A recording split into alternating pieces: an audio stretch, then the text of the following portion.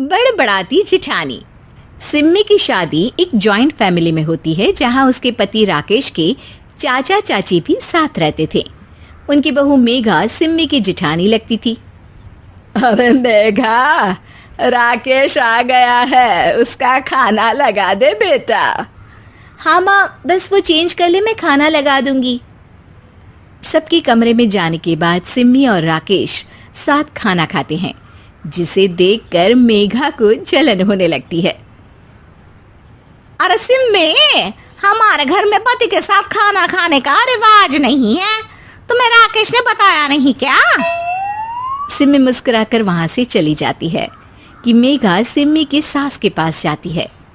अरे चाची जी, राकेश भैया तो सीधे हैं, कछु नहीं बोलते, कछु नहीं समझते, लेकिन आप तो सयानी है ना। अब देखिए, साथ बैठकर खाती है भैया के, कुछ झूठा मीठा उसका भैया के पेट में चला जाए तो सिम्मी को तो पाप लगेगा ना, पाप।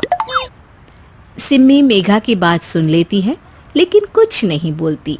अगले दिन, सिम्मी, मैं मुंबई जा रहा हूँ, तुमको चलना है तो साथ चलो।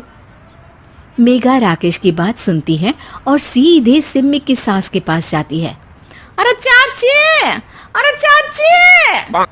अरे मेघा, क्या हो गया? बहुत परेशान लग रही है, सब ठीक तो है ना? अरे नहीं ना चाची, कैसा ठीक है? राकेश भैया मुंबई जा रहे हैं, आप तो जानती हैं कितने सीधे हैं, इतनी दूर जा रहे हैं, कहीं कुछ हो न जाए।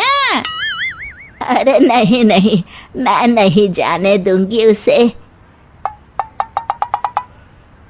अरे सिम्मी, पता चला है कि राकेश मुंबई जा रहा है। ना बेटा ना, वो नहीं जा सकता। अरे माँ, उन्हें ऑफिस के काम से जाना था, लेकिन आपको तो पता है ना, उन्हीं दिनों मेरे मायके में शादी है, तो वो अपनी जगह किसी और को भेज रहे हैं। अच्छा अच्छा, तो फिर ठीक है। सिम्मी समझ जाती है कि मेघा ने सास के कान भरे हैं। वो सास से कहती है, माँ जी, लेकिन हम दोनों कुछ दिनों के लिए मसूरी जा रहे हैं।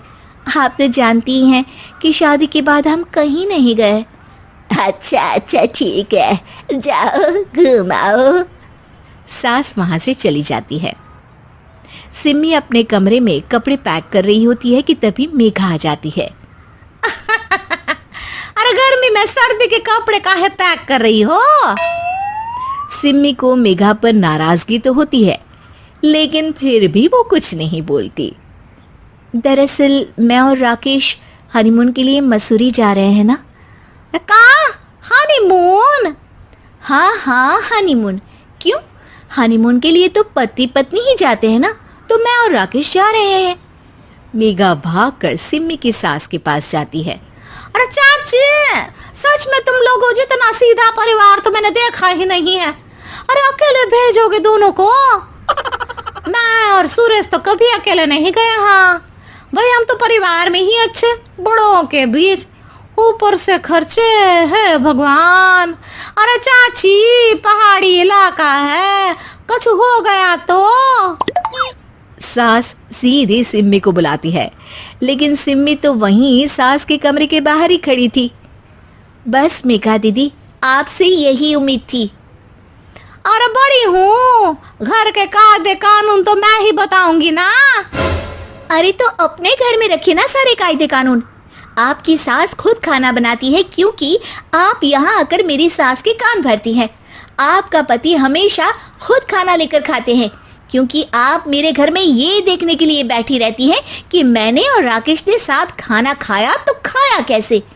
मेघा दीदी, आप अपने घर और घर वालों का ख्याल रखिए, मेरे घर में ज़्यादा घुसने की ज़रूरत नहीं है।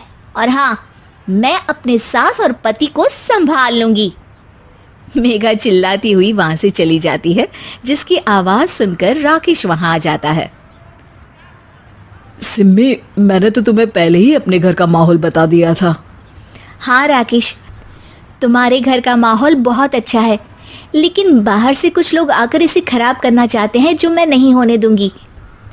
सास सिम्मी की बात सुनकर कमरे में चली जाती है। सिमी और राकेश घूमने जाते हैं और जब वापस आते हैं तो दरवाजे में मेघा और उसके पति खड़े होते हैं, वो भी सामान लेकर। अब छोटे मर्यादा तोड़कर घूम रहे हैं तो हम काहे नहीं। अरे भाभी, तो आपको किसने मना किया है?